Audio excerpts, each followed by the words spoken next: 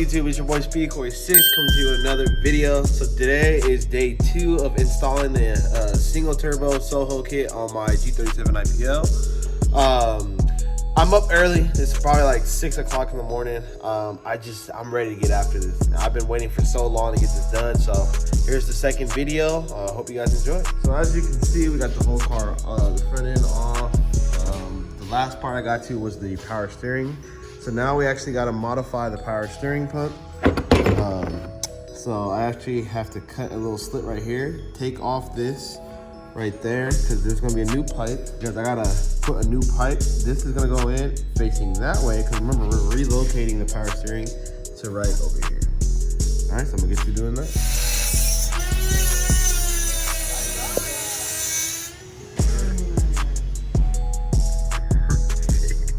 Like I said, I got lucky and my neighbor was able to solve for me. So perfect, we're good to go, smooth out the edges too. So I did not do that myself. So I didn't have a vise or something, you know, to basically sand it down. So outsourced that. All right, let's get back to it. All right, so I ran into a little snag. So I'm gonna go ahead and address this right now. So if you have the old power steering pump like this will not work for the Soho kit. You actually need to upgrade the power steering pump, if you have this one, to the newer style like this. I didn't realize my power steering pump on the IPL was older, so I had to go ahead and get this one. Luckily, there was a Z around me that was actually being parted out, and it had the new pump. And he was a homie, so he gave it to me for free. But this kind of a snag, so just make sure you know what power steering pump you have. So like I said, the IPL 2013 came with the old style, and then I was able to get the newer style with like a newer 2016 370Z. So keep that in mind. And also, so since you need a new power steering pump, if you have the old one like I do, you also need a new bracket as well, okay, to hold the power steering pump in. So this is the bracket that holds it in. Move the tensioner pulley, and all you got to do is basically move it out the way. And then this is I believe it's a 14. It's going to be in the middle right here, and all you do is crank it off. You'll get to the first screw, which is right here. The second screw, which is this one right here. And then the third one is right here. All right, so here we go. We're about to start tapping into the power steering pump. So this is a 5 milliliter by 0.8, I believe, or that's exactly what it is. So I got this at one of my industrial stores out here. If you guys don't have one near you, you can probably order it on Amazon or something like that. But yeah, just search like some type of industrial store, and they usually have like all types of stuff. So that's where I got this, and we're ready to go. We're good. So we got the relocation pipe on there, and now we got the fitting on there as well. And as you see, there's the bolt I just tapped into, and now I just gotta put the bracket back. This bracket on there, right there. Let's see, like that, and we are good to go. Put this back on the car. As you can see, I just relocated the power steering over here. There's this little bracket that you can use. Then right here, so there's gonna be a part you gotta cut on the radiator support. It's right here. Okay, so if you see the front of the radiator, the picture is right here. For my car, I had to unhook the factory harness from this little point right here, the zip tie. But other than that, yeah, you just cut right here. Now you're gonna be able to route the lines to the power steering rack. On this with heat wrap, and I also removed the brake line. So there's a bolt right here, remove it, and then there's 2 bolts up there that hold that hard line in. It's like right here, 2 bolts right there. And I took off that little bottom plate right here to basically expose the rack and pinion, and now I have better access to the hard line. And I removed it from the actual rack and pinion, or not rack and pinion, I'm sorry, from the power steering section. So I removed these hard lines, and I installed this fitting right there. So after wrestling with it for about like 6 minutes, I was able to finally get the hard lines out from the power steering. So as you can see, so it's gone now with no more hard lines to the power steering pump. Now I just put some Teflon tape over there because they recommend that you use some type of thread seal. I'm going ahead and reinstall the this fitting onto the power steering. All right, so we ran ahead and got the power steering pump back on, as you can see. So now this line's gonna go right there. So, but we're not gonna do that right now. And I also hooked up the power steering line that came from the rack and pinion, the power steering rack itself. That's hooked up now, so I'm gonna go ahead and put the belt back on. So I went ahead and put the fan back on, and I put the tensioner, I loosened it so I can go ahead and put the belt back on, and we should be done with this portion. Then we'll move underneath the car to put the oil spacer on. All right, next thing I did is I'm routing the top part, the little rubber line, to the bottom portion of the power steering cooler. As you see, it goes through right here, all right? Down and below and to the cooler. Day 3.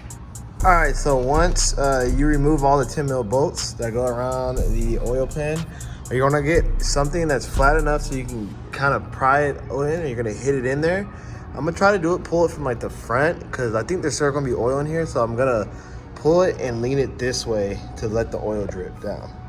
All right, so we got it off. I'm not gonna lie, it was kind of a bitch because it was like really sealed, so we got a little bit done, and then we like kind of hit the crowbar in there to pull it apart, but we got it off.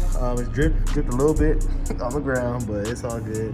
But yeah, so now we're gonna go ahead and take off the oil sump and put the extender on that, clean this all of it off, the silicone, clean off all the old silicone, put the new, seal back up, and we're good to go. All right, so Mar right now is taking off the old silicone with the razor blade. All right. And then I'm going to take the sump off of that. But then I'm gonna get started on cleaning off all the silicone off of the oil pan as well. All right, so I'm going ahead. I already took off the oil sump, and I'm putting this on. It's these bolts, and then I'm gonna go ahead and put it on the car to extend it. So now we're about to put the oil spacer on to the oil pan. So I'm just gonna go around the inside of the oil pan, and then the inside of this as well. So we can get to it.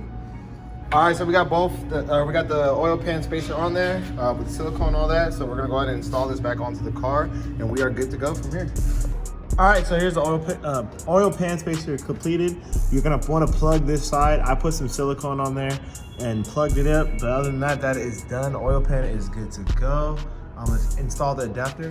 Here you see me taking off the intake manifold so we can get access to the injectors, so we can go ahead and upgrade the injectors to 1050 ID injectors. Here you see me taking out the fuel pump right here, so we can go ahead and upgrade that to the 340 air motive fuel pump. And now you see us going ahead and installing the up pipe and down pipe to the turbo on the car. And here are the piping from both manifolds up to the turbo. So we installed that, and also the down pipe from the turbo to the exhaust. So now we can finally go ahead and install the turbo and get to the fun part. So as Mar's tightening the bolts on those down pipes, everyone's favorite part, the turbo. Okay, so what you're gonna wanna do is you're gonna go ahead and mount up the oil feed line, the drain line. Okay, and there's gonna be a little part right here that's gonna come with your kit. It's really simple, okay? You can just follow your directions. Next, okay, if you're facing the turbo, if this is the hot side, that's the cold side, you're gonna install the Banjo bolt. So this one right here, you leave this middle one for the other fitting, and then this Banjo bolt's gonna go right on this side right here.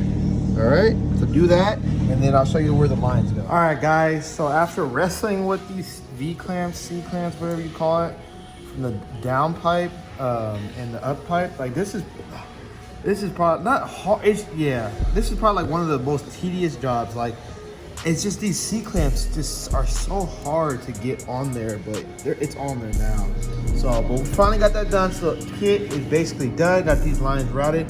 Just gonna route the oil feed line and then the oil drain line down there, and basically put the manifold, or I already put the manifold back on. Just put everything on, put the vacuum lines on, and we're done. I'm gonna put the car back together, and then hopefully we can fire it up. So, but yeah, there's everything. All right, just to show you guys real quick what I did. For the throttle bodies, they have to run off vacuum. So if you can look right here, this is the old hard line for the throttle bodies. It's the coolant lines that will go through the throttle bodies to warm them up to operating temperatures. And then on top of it, this was a vacuum line. So what I did is I just modified the stock one like that. So I can go ahead and reuse this so I don't have to route any new line, and this is gonna be perfectly fine. So as you can see, here's the vacuum line that I tapped into, or not tapped in, I made this line. It doesn't even look like, it looks stock. That does not look like I made that at all. So do that. I might end up later on tapping the blow off valve somewhere back here too, like directly into there, and just take this off. But it works for now, so we're good to go. So here it is. So here are the lines for the blow off valves that go right to the back, into this hose right here. Okay, and then the wastegate goes into this one I tapped off. So I just drilled the hole and put a little vacuum, little line tapped into the manifold like that, and then that's off to the blow valve. So now the wastegate has its own line. All right, guys, here it is. My now boosted G37 IPL, and I'm so happy. It's been a long 5 to 6 days.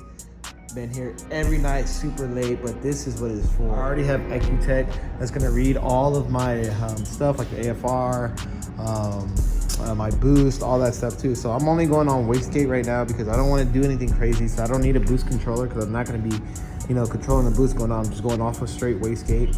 But other than that, man, I'm super excited. But yeah, whew. Man, I'm tired, but check it out, man. This is crazy, dude. This is crazy. Like, this is really a turbo IPL. Like, this is how it should have came from the factory. Car should have came like this from the factory. So, all right, super excited, man. So, but I think I'm in the video here. Definitely got some more content coming soon. If you're interested in the build and stuff like that, make sure you hit that thumbs up and like and subscribe. I'm gonna catch you guys in the next video. I'm gonna head home tired, but yeah, catch you guys in the next video. Peace.